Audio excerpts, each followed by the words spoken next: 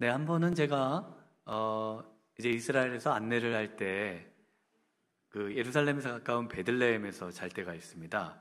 근데 집에 가지 못하고 그곳에 머물러야 될 때는 저희 아이들을 이제 그곳에 불러서 같이 그 방에서 같이 자고, 네, 그렇게 또 시간들을 갖곤 했는데요. 아침에 그 아이하고 큰애가 한 1학년쯤 됐을까요? 그 아이가 이제 수영을 하고 싶어 해가지고 아무도 없는 그 수영장에 거기 가서 이제 수영을 하도록 했습니다.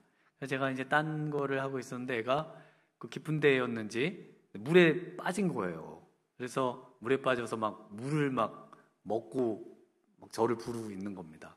그래서 제가 너무 다급해서 그냥 뭐 거기 물에 뛰어들어가지고 막 잠수를 해가지고 애를 막 밀고 올리고 뭐 가진 힘을 다해가지고 이 아이를 끌고 이제 물 밖으로 이렇게 나왔습니다. 나와서 가만 생각해 보니까 물 깊이가 얼마 안 되는 거예요. 애한테는 깊은데 저는 그냥 서서 들어가서 걸어서 이렇게 딱 들고 딱 안고 나오면 됐는데 너무 다급하니까 막 혼자 그 밑을 잠수를 했다가 막 물을 저도 먹어가면서 막 간신히 꺼내왔거든요. 그래서 내가 이렇게 저기 이 아이보다 키도 크고 힘도 센데 왜 이렇게 당황했을까 이런 생각을 하면서 아이를 건진 적이 있습니다. 그 아이는 제가 그곳에 도착하면서부터 무조건 저만 이제 꽉 잡고 안놔주는 거예요. 그래서 이 아빠를 꽉 잡고 놓아주지 않는 것, 이걸 뭐라고 하냐면 바로 믿음이라고 합니다. 믿음은 정말 이 세상에 또 죄와 또 이런 사단의 모든 수렁에서 허우적될 때, 그때 우리 하나님께서 정말 능력 있으신 아버지가 되시고, 그래서 그 아버지만 꽉 붙잡으면은 우리가 구원을 얻고 생명을 얻고 또 승리할 수 있다는 것, 이것을 생각하면서 하나님만 꽉 붙잡는 것, 이것이 믿음인 것입니다. 네, 우리는 너무나 연약해서요, 우리 스스로 살아보려고 그 아버지가 물속에 들어와서 그 수렁에서 우리를 건져주시려고 할 때도 필요 없어요. 저 혼자 다 어떻게든 나가볼 수 있어요. 그러면서 허우적대다가 물속에 빠지는 그런 사람하고 같아요. 그래서 하는 수 없이 아버지가 그 큰 팔로 우리를 들어가지고 억지로라도 안아가지고 물 밖에 끌고 나오시는 거죠. 이것이 바로 하나님의 은혜요, 또 사랑입니다. 오늘 아브라함이 가나안이라고 하는 땅에 이 수영장에 빠져서 허우적대는 그 모습을 우리 하나님께서 보셨습니다. 그리고 자신의 힘으로 어떻게든지 거기서 하나님의 말씀을 이루며 살아보려고 애를 쓰는 사도 바울을 볼 수가 있습니다. 그래서 바로 앞절, 오늘 읽으신 본문의 바로 앞절 16장 16절에 보면 이런 말씀이 있습니다. 하갈이 아브라함에게 이스마엘을 낳았을 때에 아브라함이 86세였더라. 아브라함이 하나님께서 아브라함과 사라를 통해서 자녀를 낳겠다라고 분명히 약속해 주셨는데요. 그런데 아브라함은 하나님, 어떻게 그것이 가능합니까? 불가능하잖아요. 그래서 사라의 그 여종, 몸종인 하갈을 통해서 아이를 낳았습니다. 그 아이를 낳은 때가 86세예요. 아브라함은 스스로 하나님의 말씀을 이루며 살아보려고 애를 씁니다. 가나안 땅에 결단하고 하나님 말씀을 따라 가나안 땅에 들어온 75세 때부터요. 그리고 이제 지금 86세가 된 때에 이르기까지, 그리고 오늘 본문 1절에 나와 있는 99세가 되는 13년 뒤가 지날 때까지 아브라함은 계속해서 자기 이름으로 그 빠져나올 수도 없는, 또 살아갈 수도 없는 그곳에서 그냥 어떻게든 살아보려고 애쓰고 힘쓰는 그 모습을 우리가 볼 수가 있다는 것이죠. 그런데 하나님께서는 뭐라고 하십니까? 1절에 나는 전능한 하나님이라 너는 내 앞에서 행하여 완전하라 라고 말씀하고 있습니다. 아브라함이 완전하고 그리고 온전한 믿음으로 성장해 가기를 하나님은 원하시고, 아브라함이 이제 99세에서 이 사건을 통해서 완전히 정말 믿음의 사람으로, 온전한 믿음으로 변화되어가는 그런 아브라함을 이제 보시게 될 겁니다. 어떻게 아브라함의 이 신앙에 이 획기적인 전환이 이루어질 수 있었을까? 어떻게 하나님께서 말씀하신 이 완전한, 이 온전한 이 신앙을 가질 수 있었을까? 그래서 믿음의 조상이라고 불릴 수 있었을지 오늘 본문을 통해서 같이 한번 생각을 해보도록 하겠습니다. 첫 번째는요, 하나님의 언약, 내 언약이라고 표현되어 있습니다. 언약이 전부 내 언약이에요.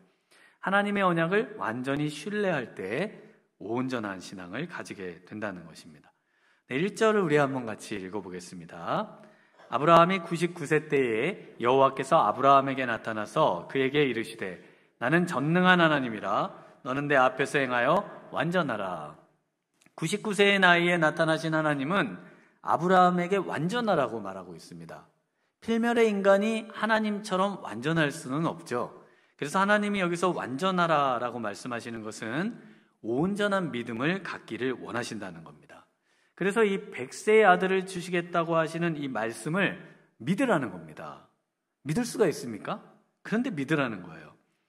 그래서 아브라함이 이 99세까지만 해도요, 오늘 본문에 나오는 9절까지만 해도 보면 아브라함이 하나님을 철저하게 신뢰하지 못하고 있는 모습을 볼 수가 있습니다.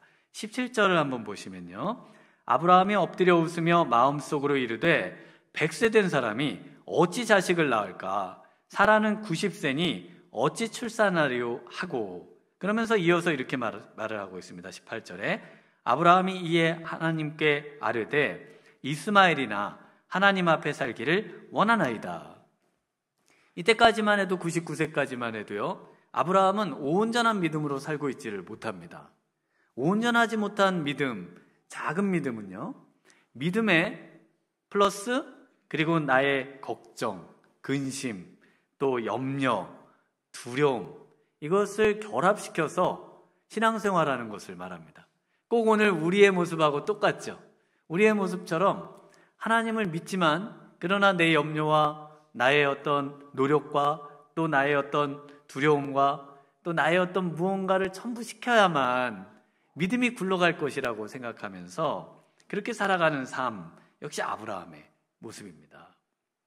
예수님을 배에 모시고 풍랑이 이는 바다를 건너가던 제자들이 예수님이 계심에도 불구하고 두려워할 때 예수님이 제자들에게 뭐라고 하시나요? 믿음이 작은 자들아 라고 말씀하십니다. 오늘 있다가 내일 아궁이에 던져질 들풀도 먹이시고 입히시는 우리 하나님을 믿지 못하는 그 많은 제자들을 향해서 우리 예수님께서 믿음이 작은 자들아 라고 말씀을 하고 있습니다. 염려와 걱정과 근심, 이 모든 것을 주님께 맡기고요, 우리 예수님께서는 큰 믿음의 미랄의 성도님이 되시기를 원하고 있습니다. 믿으십니까? 오늘 이 아침에 나의 어떠함에도 불구하고 우리 하나님의 크심과 전능하심 때문에 우리 하나님만을 꼭 붙들고 우리 하나님만을 철저하게 신뢰하는 우리 미랄의 성도님들 되시길 주님의 이름으로 축원합니다. 오늘 이 작은 믿음의 아브라함이 큰 믿음이 됩니다. 로마서 4장 19절 20절에 이렇게 말씀하십니다. 그가 100세나 되어 자기 몸이 죽은 것 같고 사라의 태가 죽은 것 같음을 알고도 믿음이 약하여지지 아니하고 믿음이 없어 하나님의 약속을 의심하지 않고 믿음으로 견고하여져서 하나님께 영광을 돌리며 약속하신 그것을 또한 능히 이루실 줄을 확신하였으니. 아브라함이 99세까지 오늘 본문에까지 하나님의 말씀을 웃으면서요, 그게 어떻게 이루어져요?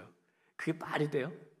이루어진다고 말은 할 수 있지만 그래도 속으로는 하나님 믿습니다 그러지만 지금 마음속으로 뭐라고 말하고 있어요?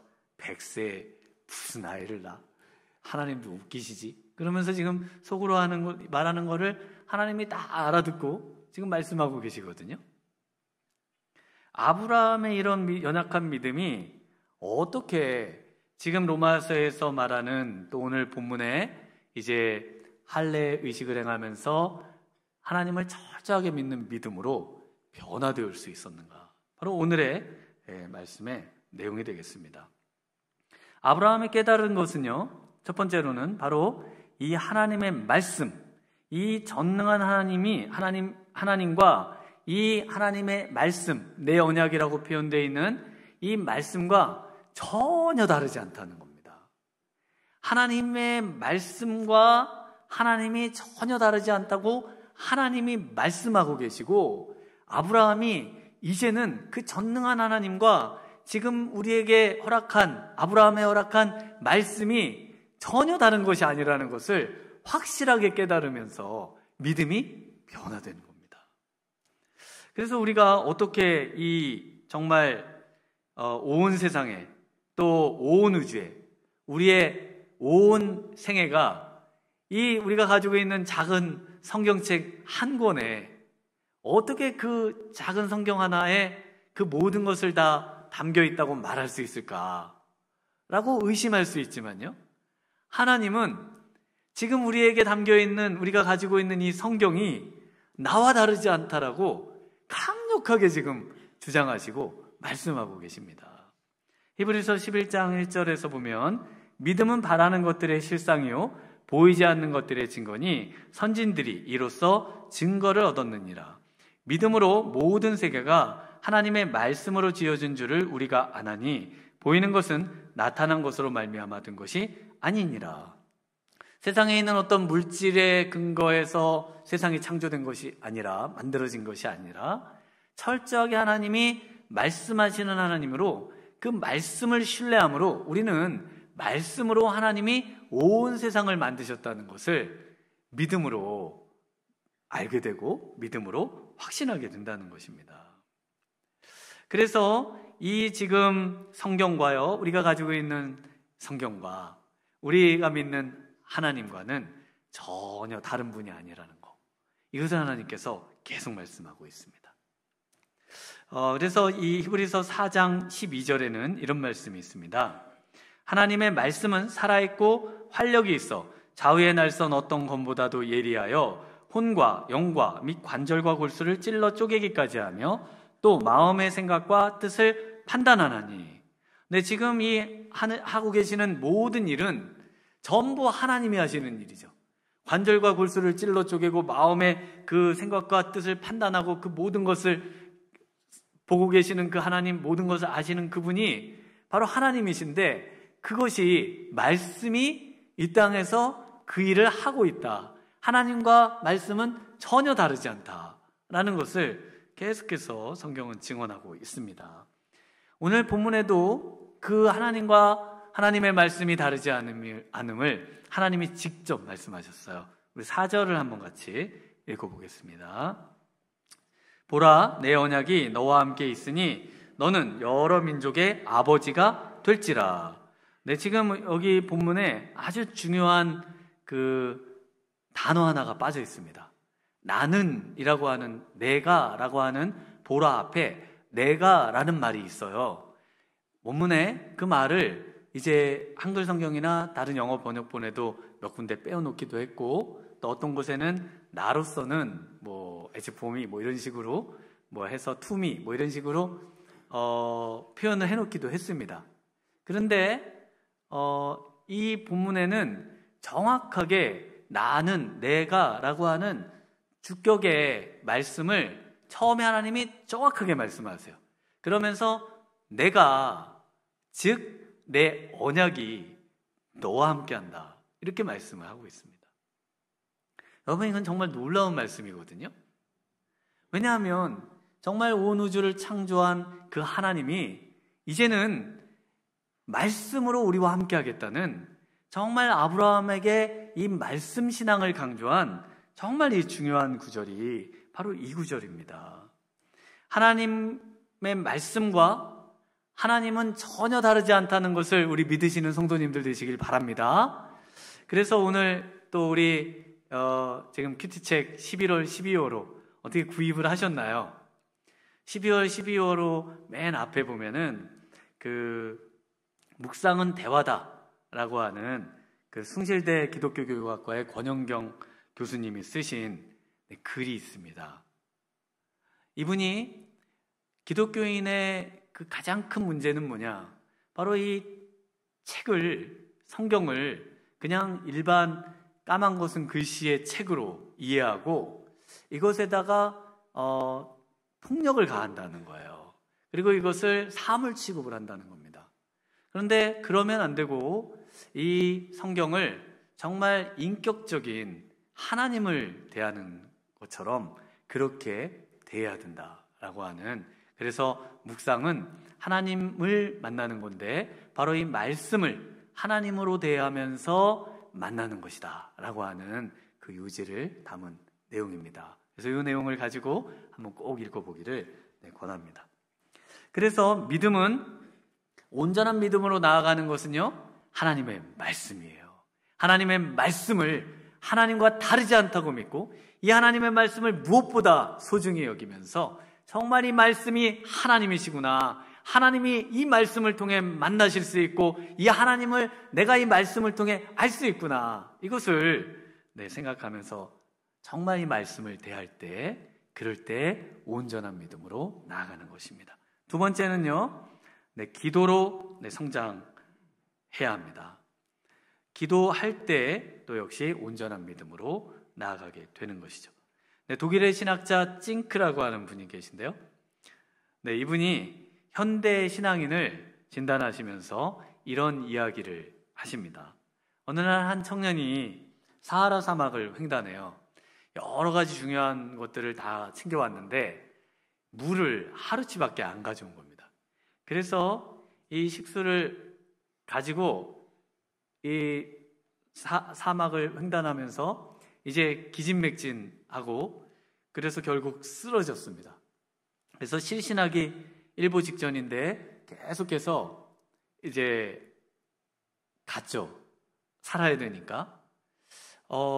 그런데 멀리서 야자수가 보이는 거예요. 그리고 또 나뭇잎이 흔들거리고 있습니다. 그래서 이분이, 야, 이제 죽을 때가 정말 됐나 보다, 저런 헛것이내게 보이다니, 그러면서 눈을 꼭 감았습니다. 그랬는데 좀 있으니까 새소리가 들려요. 그리고 물소리도 들리는 것 같습니다. 야, 이제 죽을 때가 되니까 그런지 뭐 별소리가 들리는구나. 그리고는 그 밤에 생을 마감했습니다. 그 다음 날 이제 사막의 베두인이 그 어린 아들과 이 오아시스를 방문했더니 거기서 얼마 떨어지지 않은 곳에 이 젊은 청년이 죽어 있는 겁니다. 그러자 이 아들이 아빠에게 이렇게 묻습니다. 아빠, 이 사람은 왜 물가에서 목말라 죽었을까요? 그러자 아버지가 이렇게 대답합니다. 얘야, 여기 죽어있는 젊은이가 바로 현대인이란다. 현대인은 물을 옆에 놓고도 죽는 사람이라는 거예요. 이 이야기를 이 독일 신학자 찡크라고 하는 분이 바로 하나님의 말씀의 오아시스를 옆에 두고도 목말라 죽어가는 신앙인의 모습을 가장 잘 묘사하고 있습니다. 바로 이 지금 어디서나 언제나 들을 수 있는 오늘날 설교 말씀이 유튜브에 또 기타 방송에 얼마나 많이 넘쳐나요. 그런데 홍수 속에 목말라 죽는, 정말 물이 없어 식수가 부족한 그런 상황처럼 우리에게 그렇게 말씀이 홍수처럼 많음에도 불구하고 하나님의 말씀이, 생수의 말씀이 없어서 목말라 현대의 신앙인들이 죽어가고 있다는 겁니다. 어떻게 이런 일이 일어날 수 있을까?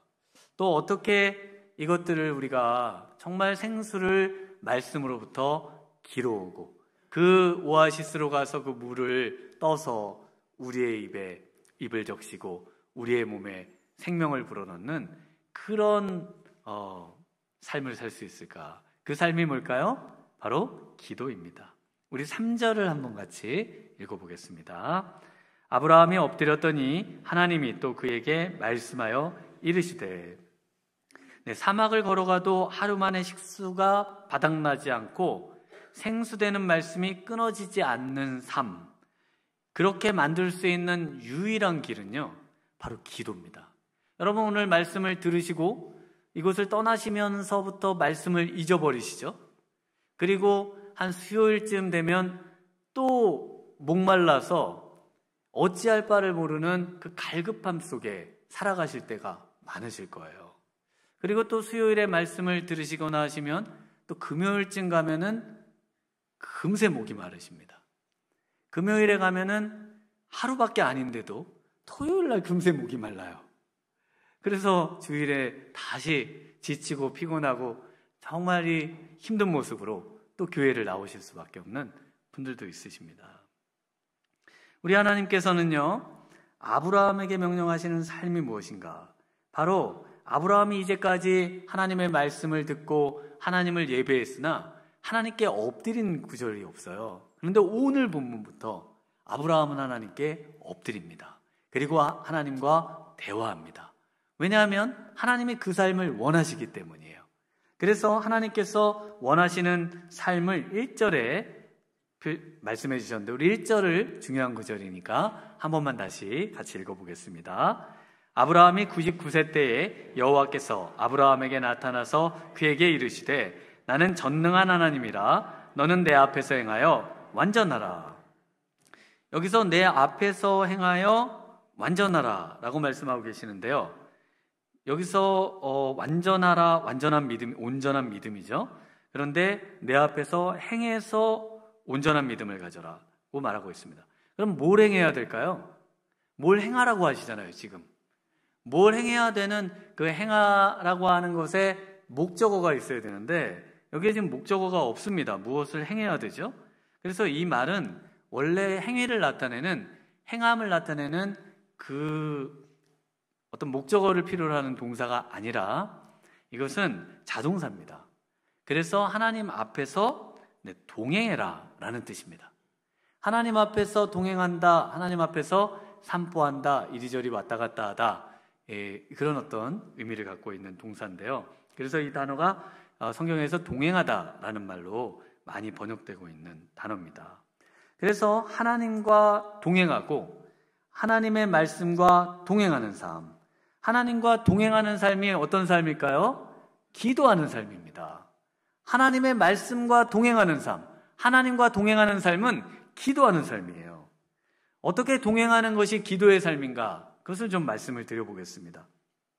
동행의 신앙의 대표적인 인물은 바로 에녹이라는 분이 있습니다. 창세기 5장에 나오는데요, 창세기 5장 24절에 이렇게 말씀하고 있습니다. 에녹이 하나님과 동행하더니 하나님이 그를 데려가심으로 세상에 있지 아니하였더라. 그래서 하나님과 동행한 에녹을 히브리서에서 이분을 믿음의 사람으로 이제 이해하면서 이렇게 말을 합니다. 히브리서 11장 5절에 믿음으로 에녹은 죽음을 보지 않고 옮겨졌으니 하나님이 그를 옮기심으로 다시 보이지 아니하였느니라. 그는 옮겨지기 전에 하나님을 기쁘시게 하는 자라는 증거를 받았느니라. 네, 그래서 이 하나님을 기쁘시게 하는 자라고 하는 증거를 받았는데요, 하나님을 기쁘시게 하는 것이 무엇일까요? 그 바로 다음 절에 나옵니다. 6절에 믿음이 없이는 하나님을 기쁘시게 하지 못하나니 하나님께 나아가는 자는 반드시 그가 계신 곳과 그가 자기를 찾는 자들에게 상 주시는 이심을 믿어야 할지니라. 그래서 하나님이 계신 것, 항상 계십니다. 그리고 하나님을 찾는 자, 항상 찾는 자, 이 둘은 현재형으로 되어 있어서 항상, 지금 하나님이 계시고 그 항상 계시는 하나님을 찾는, 항상 찾는 자는 항상 상을 받는다라고 하는 말씀인데요. 그런데 하나님과 동행하는 자는 하나님을 기쁘시게 하는 자죠. 하나님을 기쁘시게 하는 자는 바로 하나님께 나아가는 자입니다. 그래서 하나님과 동행하는 자는 하나님 앞에 나아가는 자예요. 그래서 하나님과 함께 동행해도 되고요, 하나님 앞에서 하나님 주위를 빙글빙글 돌며, 부모의 주위를 빙글빙글 돌며 팜랜드를 돌아다니는 아이처럼 그렇게 부모의 주위 앞에서 왔다 갔다 하면서 그 부모와 함께 다니는, 바로 그 동행하는 그 아이와 같은 모습의 신앙을 말씀하고 있습니다. 그래서 이 하나님과 동행하는 것은 신앙입니다. 기도입니다. 바로 이 기도가 하나님께서 가장 기뻐하시는 거예요. 믿으십니까? 기도하는 것이 하나님이 가장 기뻐하는 신앙인 줄 믿습니다. 우리가 이 말씀 들은 말씀을 정말 붙잡고 이 말씀에서 나에게 말씀해 주시는 것이 무엇인지를 기도하면서 내 삶의 양식으로 삼고 하나님의 말씀으로 받고 이 말씀을 붙잡고 이 말씀으로 나아갈 때 그때 우리의 영혼이 정말 온전한 믿음으로 나아가게 된다고 말씀하고 있습니다. 그리고 그것을 순종할 때겠죠. 세 번째는 말씀에 순종할 때 하나님께서 바로 이 온전한 믿음으로 우리를 인도해 주시는 것입니다. 우리 10절과 11절 같이 한번 읽어보겠습니다. 너희 중에 남자는 다 할례를 받으라. 이것이 나와 너희와 너희 후손 사이에 지킬 내 언약이니라. 너희는 포피를 베어라. 이것이 나와 너희 사이의 언약의 표징이니라. 네, 제가 아침마다 저에게 묻는 것이 있습니다. 오늘도 묻고 어제도 묻고 내일도 묻고 오늘 하는 일이 나의 마지막 날이라도 내가 이 일을 할 것인가? 라는 물음이에요. 제가 이 물음을 하게 된 이유는 그 스티브 잡스가 스탠포드 대학 그 졸업생들에게 한 연설문의 일부를 읽고 그 연설문을 읽으면서 나도 이거를 한번 따라해보면 좋겠다 하면서 이거를 제 습관으로 삼았습니다. 그 연설문 중에 일부가 이렇습니다. 지난 33년간 저는 매일 아침 거울을 보면서 이렇게 스스로 자문해 보았습니다. 만약 오늘이 내게 주어진 마지막 날이라면 오늘 해야 하는 일을 진짜 하고 싶을까? 스스로에게 던진 이 질문에 노라고 대답했던 날이 계속 이어지면서 저는 직감했습니다. 무엇인가를 바꾸어야 한다는 것을. 그래서 스티브 잡스가 매일 자신의 거울 앞에 자신을 보면서 물었다는 거죠. 오늘 하고 있는 일을 내 생의 마지막 날이라도 할 것인가? 여러분에게 한번 물어보시면 어떨까요? 오늘 나에게 주신 이 말씀을 들여다보면서 오늘 하고 있는 일이 정말 하나님이 기뻐하시는 일이십니까? 오늘 하나님께서 원하는 일을 나는 정말 하고 있는 것입니까? 아니라면 아니라고 말씀해 주시고 그리고 하나님이 원하시는 일을 할 수 있게 해주세요. 이런 어떤 믿음의 결단에 그런 날마다의 삶, 바로 이 스티브 잡스의 이 땅에서의 어떤 삶이었는데요. 그래서 그가 그 모든 것들을 새롭게 바꾸어가는 그런 어떤 혁신의 앞장에 섰던 그런 CEO였던 것들을 우리가 기억합니다.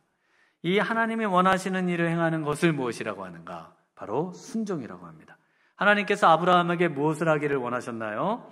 아브라함에게 언약의 표징으로 할례를 행하기를 원하셨습니다. 너가 정말 내 말을 하나님으로 여기고 하나님처럼 또 하나님과 다르지 않다고 믿고 정말 이 믿음이 있다면 너는 이 할례를 행하라는 것입니다. 그래서 이 할례라고 하는 것은요, 전능한 하나님을 믿는다는 고백하고 똑같은 것입니다. 이것을 몸에다가 표시를 한 거예요. 아브라함과 사라의 몸이 죽은 것 같은 상태에서도 하나님께서 반드시 자녀를 주신다는 그 약속을 믿는다는 표징을 몸에다가 한 것이라고요. 아브라함이 이제 목욕탕에 갔습니다. 그때는 목욕탕이 없었어요. 오늘날로 비추어서 목욕탕에 간 것으로 목욕탕에 갔다고 합시다. 목욕탕에 갔어요.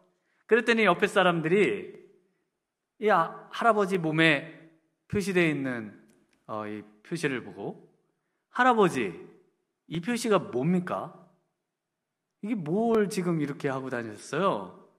그러니까 할아버지가, 이 아브라함 할아버지가 하나님께서 내게 100세에 아들을 주신다는 표시네. 할머니는요, 우리 아내는 90세야.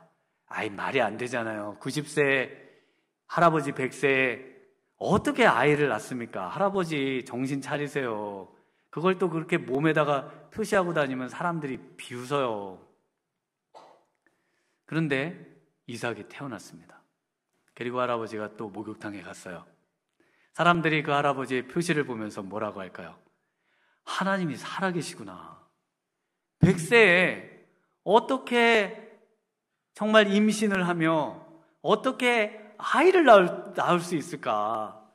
정말 하나님의 살아계신 표징이 이 할아버지 몸에 이렇게 달고 다니시는 거였구나. 나도 이 하나님을 믿고 싶다. 그 표징이 바로 이 아브라함에게 하라고 하신 이 할례입니다.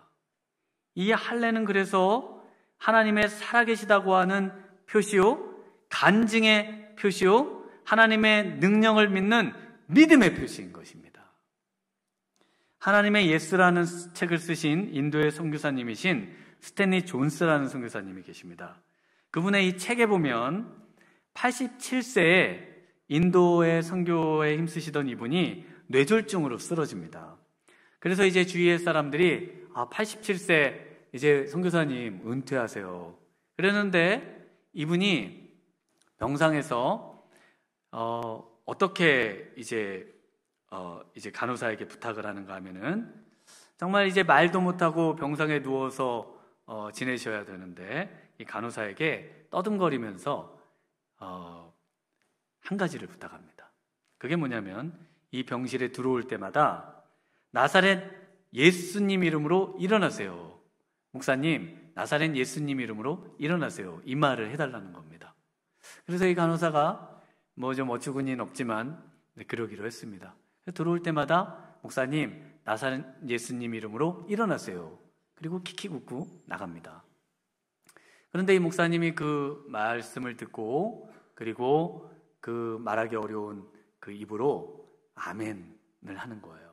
그리고 이분이 간호사가 들어왔다 나갔다 하면서 목사님, 나사렛 예수님 이름으로 일어나세요. 아멘. 그리고 정확하게 6개월 뒤에 이분이 일어나셨습니다.